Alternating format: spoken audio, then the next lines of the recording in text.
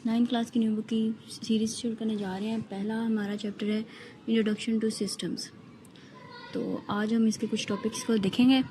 तो इसके टॉपिक्स की लिस्ट देख लेते हैं कौन कौन से जो आज हम डिस्कस करने वाले हैं वो टॉपिक्स हैं। जैसे कि हम इंट्रोडक्शन के बारे में बात करेंगे कि इन टॉपिक्स में क्या क्या बात की जा रही है, क्या आगे हम पढ़ने वाले हैं, क्या नहीं, वो देखेंगे। और उसके बाद है theory of systems, basic concepts इसके क्या हैं, सिस्टम के ऑब्जेक्टिव क्या होता है सिस्टम का, सिस्टम के कंपोनेंट्स क्या होते हैं, वो कैसे काम कर रहे होते हैं, इन्वायरमेंट क्या चीज़ है, और कम्युनिकेशन इनके दरमियान कैसे होती है।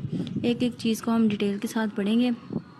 हम इनमें जो चीज़ें देख रहे हैं वो मैंने आपको बता दी हैं कि हम ये आज चीज़ें पढ़ने वाले हैं, जिसमें कि सिस्टम है, सिस्टम के रिलेटेड हम चीज़ें पढ़ेंगे।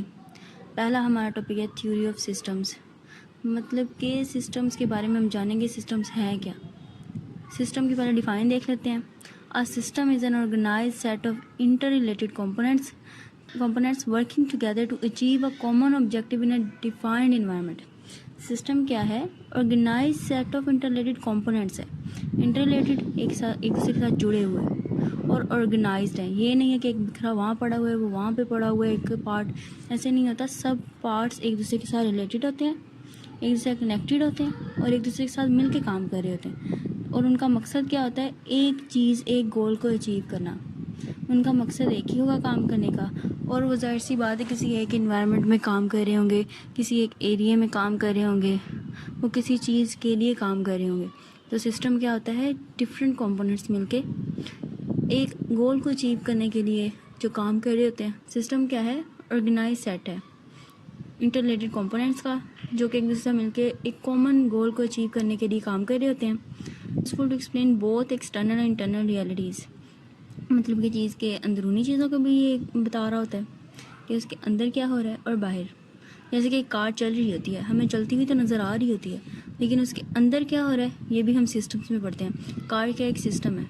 कार एक अकेली चीज़ नहीं होती, उसमें जाहिर सी बात है बहुत सी चीज़ें इस्तेमाल होती हैं। जैसे कि स्टीयरिंग होता है, उसमें फ्यूल होता है, उसमें इंजन होता है। सारी चीज़ें एक दूसरे के साथ इंटर रिलेटेड होती हैं, कनेक्टेड होती हैं और मिल के काम क्या कर रही होती हैं कि ट्रांसपोर्ट कर रही होती हैं, हमें एक जगह से दूसरी जगह लेकर जा रही होती हैं। इसकी बहुत ज़्यादा एग्जांपल्स हैं। उसमें से पहले हम देख लेते हैं सिस्टम ऑफ कार का सिस्टम। ये एक कार है, तो कार में एक इंजन है, बैटरी है, ट्रांसमिशन, एक्सल, मफर, ये सारे इसके पार्ट्स हैं।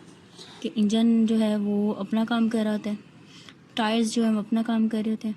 आगे अगर हर्डल आ गई है तो हम ब्रेक का इस्तेमाल कर रहे हैं। सारी चीज़ें मिलकर क्या बना रही हैं? एक सिस्टम कार के सिस्टम की एग्जांपल है। अच्छा, उसके बाद हमारा टॉपिक है सिस्टम्स थ्योरी। सिस्टम्स थ्योरी क्या चीज़ है? पहले हमने पढ़ा थ्योरी ऑफ सिस्टम्स, ठीक है। ये दोनों चीज़ें अलग अलग हैं। थ्योरी ऑफ सिस्टम्स में हम सिस्टम के बारे में बता रहे थे, सिस्टम क्या चीज़ है, सिस्टम की डिफाइन होगी, सिस्टम की एग्जांपल होगी, ठीक है। अब हमारे पास है सिस्टम्स थ्योरी। ये एक ब्रांच है साइंस की। इसकी डिफाइन पढ़ लेते हैं। A branch of science that deal with complicated structures in living organisms that relate the human with society and the science is known as systems theory. ये science की एक ब्रांच है जो कि पेचीदा जो हमारे स्ट्रक्चर्स होते हैं ना अंदर के लिविंग ऑर्गेनिजम्स के, उनको रिलेट कर रही होती है, उनसे डील कर रही होती है।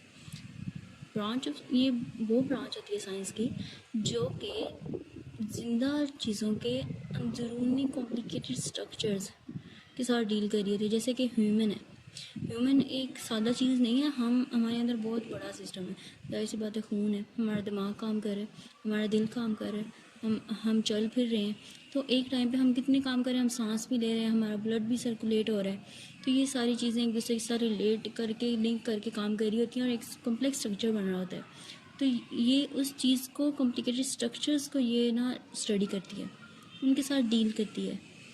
अब that relate the human with society and the science.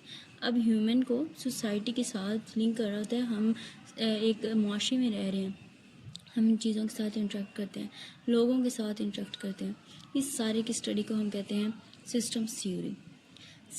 Shortcut हम ये चीज़ इसकी बात कर सकते हैं, छोटी सी ये बात हो सकती है कि सिस्टम्स थ्योरी जो है वो एक ऐसी ब्रांच है साइंस की जो कॉम्प्लिकेटेड स्ट्रक्चर्स को स्टडी करती है कि वो बाहर की दुनिया के साथ कैसे रिलेट करें।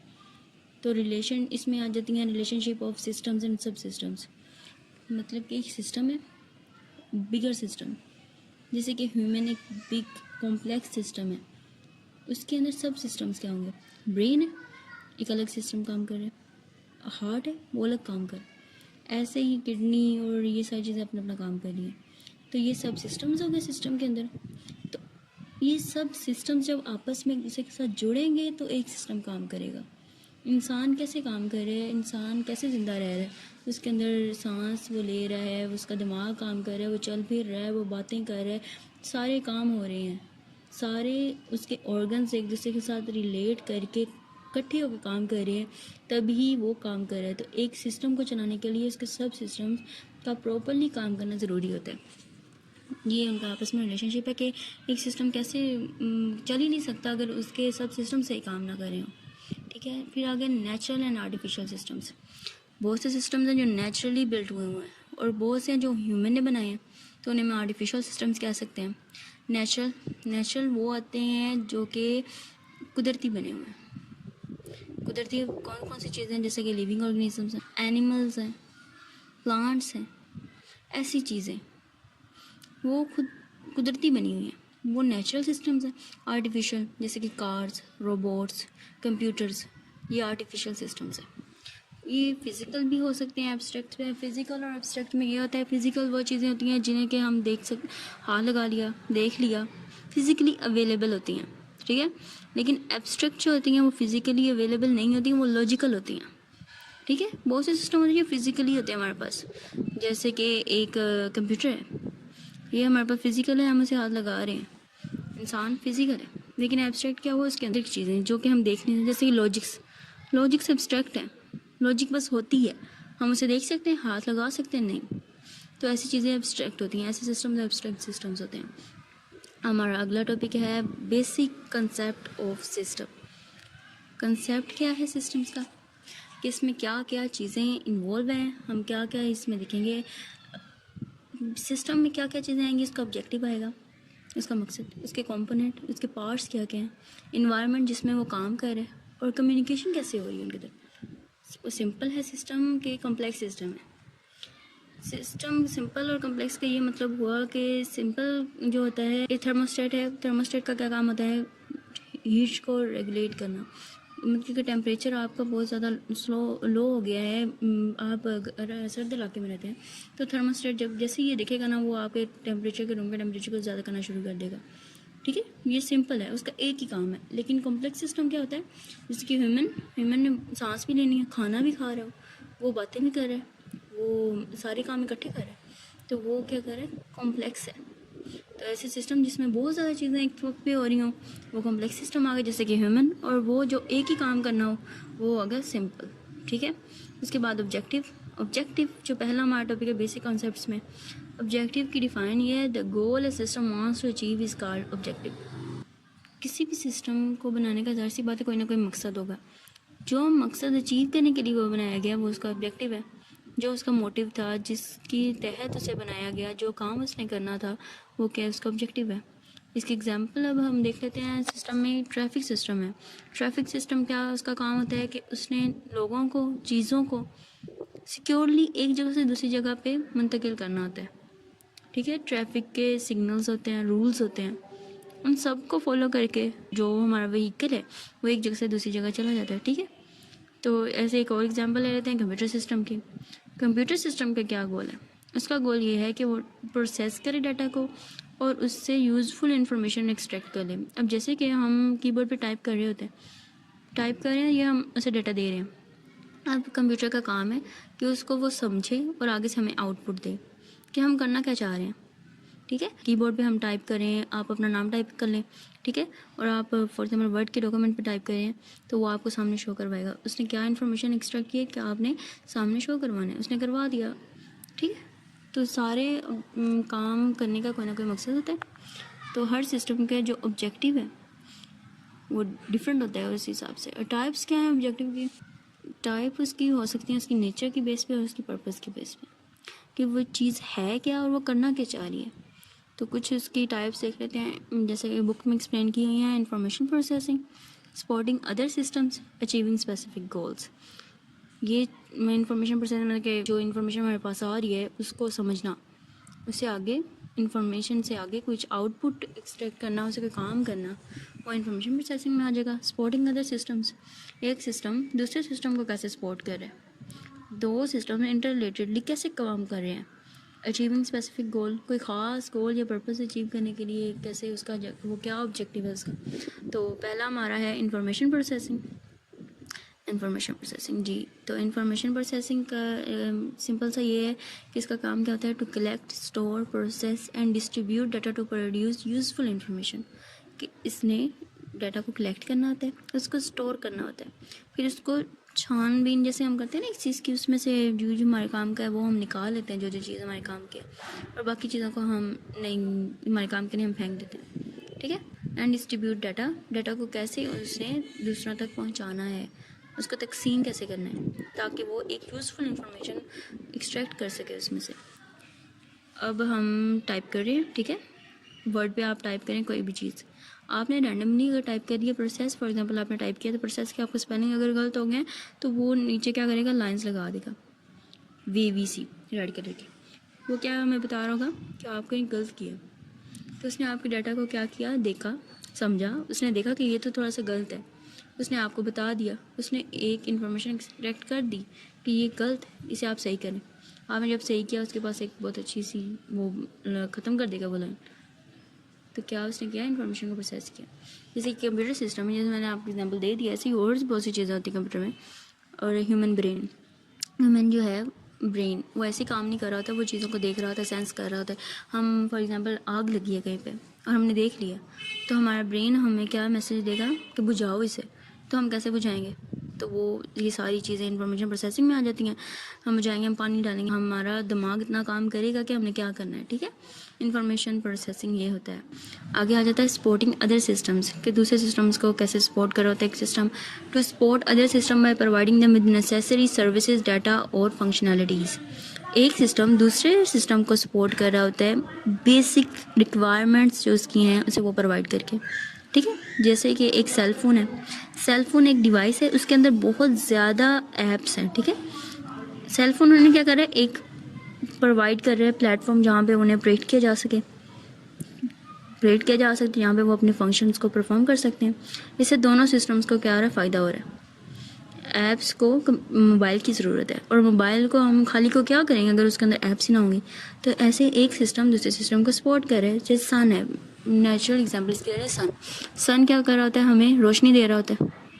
रोशनी से पौधे जो हैं वो फोटोसिंथेसिस करते हैं और अपना फूड बनाते हैं, और उन्हीं से हम फूड लेते हैं, फिर इंसान या दूसरे जो होते हैं ऑर्गेनिजम्स, एनिमल्स वगैरह। तो ऐसे एक सिस्टम दूसरे सिस्टम को सपोर्ट कर रहा होता है। और अगला हमारा था ऑब्जेक्टिव का अचीविंग स्पेसिफिक गोल, एक ख़ास गोल को अचीव करने के लिए, ख़ास मकसद हासिल करने के लिए। कंप्लीटिंग टास्क और प्रोसेसेस, किसी काम को पूरा करना, कोई ख़ास चीज़ अचीव करना। जैसे थर्मोस्टेट का पहले बता चुकी हूँ कि थर्मोस्टेट क्या होता है कि उसने टेम्परेचर को सेंस करना होता है कि कम हो गया तो वो फ़ौरन क्विकली वो अपना टेम्परेचर को बढ़ाना शुरू कर देगा। उसका एक ख़ास मकसद क्या है कि उसने टेम्परेचर को नॉर्मल करना है। कार इंजन, ये भी इसकी एक एग्जांपल है। आगे कंपोनेंट्स क्या हैं, कंपोनेंट्स की डिफाइन देख लेते हैं। Components are the individual part of a system that work together to perform specific functions and achieve the system objective. Component एक सिस्टम है, वो इंडिविजुअल पार्ट्स से बना होगा। वो पार्ट्स क्या कर रहे होते हैं, एक दूसरे के साथ मिल के काम कर रहे होते हैं ताकि वो एक गोल को अचीव कर सके, ठीक है। ये बिल्डिंग ब्लॉक्स होते हैं सिस्टम के। एक सिस्टम के छोटे छोटे जो पार्ट्स हैं वो क्या हैं, उसके कंपोनेंट्स हैं। जैसे कि एक ह्यूमन है, ठीक है, आप एग्जांपल ले रहे हैं, ह्यूमन है। ह्यूमन के डिफरेंट कंपोनेंट्स क्या क्या हैं, उसका हाथ है, उसका बाजू है, उसका सर है, ठीक है, पाँव, टांगें, सारी चीज़ें हैं। तो ये क्या है, कंपोनेंट्स हैं। ये सारे एक दूसरे के साथ मिलते हैं तो इंसान एक काम कर सकते हैं। जैसे कि आपने फॉर एग्जांपल एक चीज़ को पिक करना है, उठाना है आपने, तो आपका दिमाग जो है वो मैसेज सेंड करेगा, ठीक है।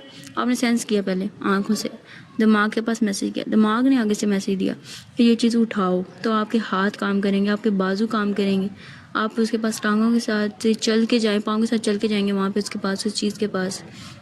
आप उस चीज़ को हाथों के साथ पिक करेंगे। तो ऐसे डिफरेंट कंपोनेंट्स, डिफरेंट पार्ट्स जब काम करते हैं तो वो एक सिस्टम जो है वो काम कर पाता है, जब इसके डिफरेंट कंपोनेंट्स एक दूसरे के साथ मिलके काम करते हैं। ठीक है, ये किस चीज़ में हेल्प करता है कंपोनेंट्स आइडेंटिफाइंग प्रॉब्लम, कि एक प्रॉब्लम क्या है। जैसे मैंने आपको एग्जाम्पल दी कि आपने फॉर एग्जाम्पल साइंस की ये चीज़ उठानी है, तो ये हमारे दिमाग ने हमें बताया, तो ये क्या है, हमारा एक कंपोनेंट है। इम्प्रूविंग परफॉर्मेंस, कि हम उससे बेहतर करें, कि अगर हमने गलत तरीके से उठा लिया, अगर हमने पाँव से उठा लिया तो हमारा दिमाग हमें क्या कहेगा, नहीं हाथ से उठाओ। ठीक है, तो ये सारी चीज़ें कि हम अपनी परफॉर्मेंस को बेहतर करते हैं। फॉर एग्जाम्पल हमें किसी ने टोक दिया है, हम पाँव से चीज़ उठा रहे हैं और हमें टोक दिया किसी की, नहीं ऐसे नहीं करना, तो हम क्या करेंगे, नेक्स्ट टाइम अपने हैंड को यूज़ करेंगे, तो हमारी क्या हो रही है, हमारी परफॉर्मेंस बेहतर हो रही है।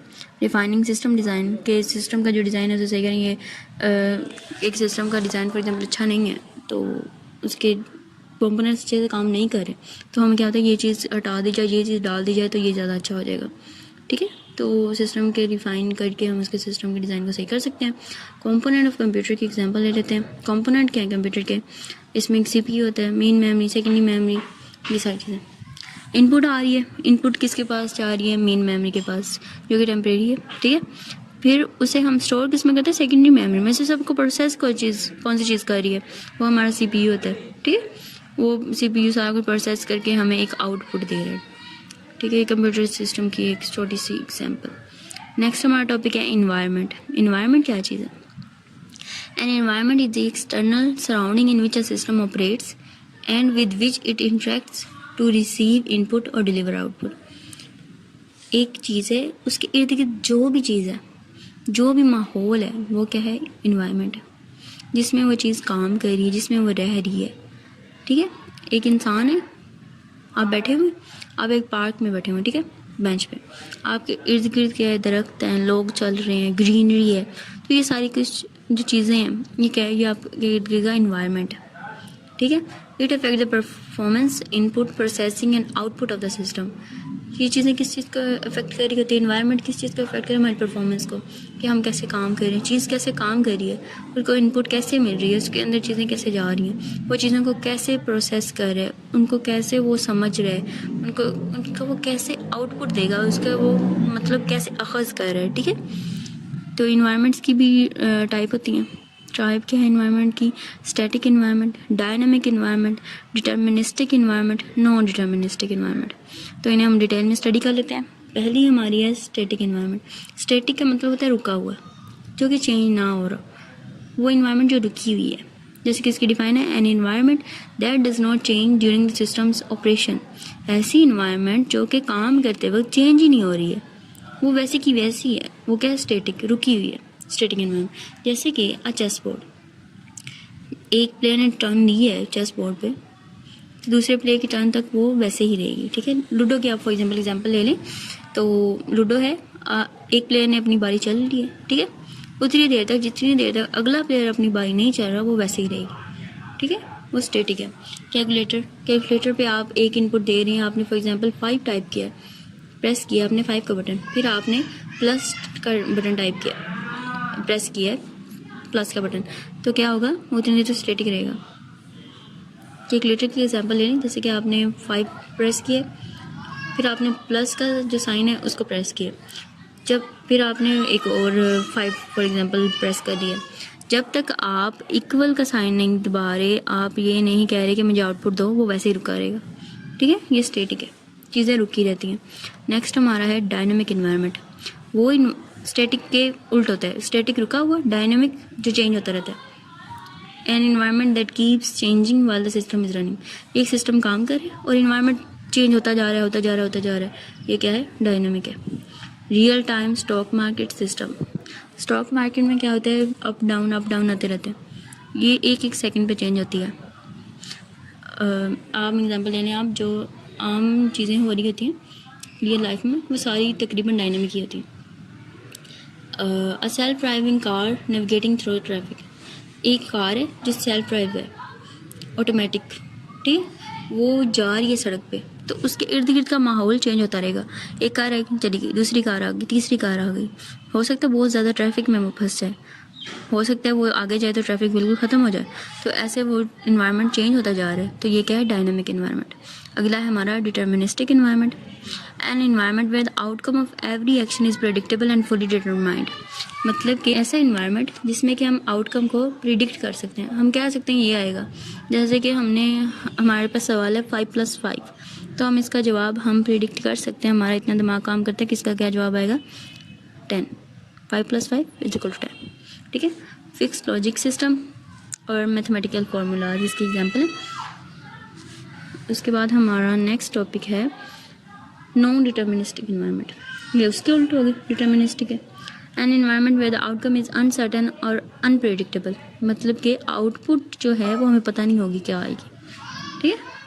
जैसे कि वेदर सिस्टम, वेदर है, हमें नहीं पता कि बादल आएंगे, धूप आएगी, क्या आएगा। ठीक है। Online gaming where outcome depends on unknown user actions. Online gaming जिसकी एक एग्जांपल है। वेदर सिस्टम का ये हम कह सकते हैं कि बादल फॉर एग्जांपल अगर आ भी गए हैं तो हमें नहीं पता कि बारिश आएगी कि नहीं आएगी। बादल इस चीज़ को गारंटी नहीं कर रहे कि बारिश आएगी। कई दफ़ा बारिश आने से पहले बादल आते हैं और बारिश आ जाती है, लेकिन कई दफ़ा बादल आते हैं तो बारिश नहीं आती। ठीक है। ये नॉन डिटर्मिनिस्टिक है। अगला हमारा है टॉपिक कम्युनिकेशन। कम्युनिकेशन का क्या मतलब होता है? एक्सचेंज करना डाटा को, एक दूसरे के साथ बातचीत करना। सिंपली हम कम्युनिकेशन इसे कहते हैं कि बातचीत करना। तो सिस्टम में भी सारी सी बातें चीज़ें एक दूसरे के साथ बातचीत कर रही होंगी, किसी ना किसी से वो कोऑर्डिनेट कर रही है ना। अगर बाजू है तो बाजू कोऑर्डिनेट कर रहे हैं, दिमाग के साथ वो काम कर रहे हैं ना। ठीक है। Communication in system refer to the exchange of data signals और information between the different components of sub systems of a system so they can work together effectively to achieve a common goal. Exchange कर रहे होते हैं data different components system में, signal जा रहे होते हैं, इंफॉर्मेशन जो है वो उसको एक्सट्रैक्ट कर रहा होता है, और कंपोनेंट्स और उसके जो सब कंपोनेंट्स हैं वो सारे एक दूसरे के साथ रिलेट कर रहे होते हैं, एक दूसरे के साथ काम कर रहे हैं। जैसे कि CPU है, CPU कम्युनिकेट करता है रैम के साथ to fetch and store data. अब हम टाइप करेंगे चीज़, वो पूरी चीज़ किस में जा रही है? रैम में। रैम में जाके वो प्रोसेस हो रही है CPU में। CPU में प्रोसेस होगी तो CPU इसे इंस्ट्रक्ट करेगा कि क्या काम करना है, क्या नहीं करना। ठीक है। दिमाग का काम क्या करना है वो CPU ने करना है। ठीक है। उसके बाद है keyboard and input signals to the system unit. ये क्या कहते हैं? Input signals. हम सब कुछ टाइप इस पे कर रहे होते हैं कीबोर्ड पे। ये सारी चीज़ें एक दूसरे के साथ कम्युनिकेट कर रही होती हैं, फिर ही काम हो रहा होता है। Systems interaction with environment. अब सिस्टम अपने इन्वायरमेंट के साथ कैसे रिलेट कर रहा है, कैसे इंटरेक्ट कर रहे हैं। System interaction with environment mean the exchange of information, data और resources between a system and its surrounding so the system can work properly and respond to changes. System interact कर रहे, मैं सिस्टम इंटरेक्शन विद इन्वायरमेंट, इसका मतलब क्या होगा? Exchange हो रही हैं चीज़ें, डाटा एक्सचेंज हो रहा है एक दूसरे के साथ, एक दूसरे को हम आउटकम दे रही हैं। ठीक है। एंड इट्स सराउंडिंग, ताकि एक सिस्टम प्रॉपर्ली काम कर सके। अब जैसे कि वेदर मॉनिटरिंग सिस्टम है, तो वो क्या करते हैं, वो सेंस कर रहा होता है कि ह्यूमिडिटी है एयर में, कि क्या उसका तनासुब है, क्या धूप ज़्यादा हो रही है, नमी ज़्यादा है, ये क्या उसके फैक्टर्स हैं। उन फैक्टर्स की बिना पर वो क्या कर रहा होता है? प्रेडिक्ट कर रहा होता है कि आज बारिश आएगी या आज क्या कहते हैं धूप रहेगी। तो ऐसी चीज़ों को देखना कि एक सिस्टम जो है वो अपने एनवायरनमेंट के साथ कैसे इंटरेक्ट करे। ठीक है। ये सारी चीज़ें कंप्यूटर भी इसकी एग्जाम्पल आ जाता है। ऐसे एक कंप्यूटर एक सिस्टम दूसरे के साथ इंटरेक्ट कर रहे होते हैं। उम्मीद करते हैं आपको ये समझ आ गए होंगे सारे टॉपिक्स। अगर फिर भी आपका कोई सवाल है तो आप कमेंट सेक्शन में ज़रूर बताएं। अगले लेक्चर में मिलते हैं। अल्लाह हाफ़िज़।